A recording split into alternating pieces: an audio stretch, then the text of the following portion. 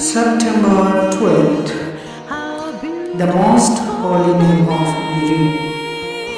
In accordance with the Jewish custom, Our Lady's parents named her 8 days after her birth and were inspired to call her Mary.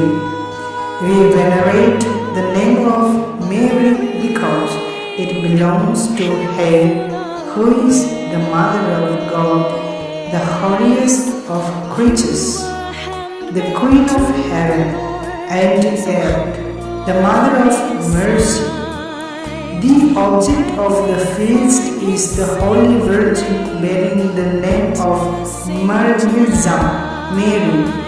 The feast commemorates all the privileges given to Mary by God and all the graces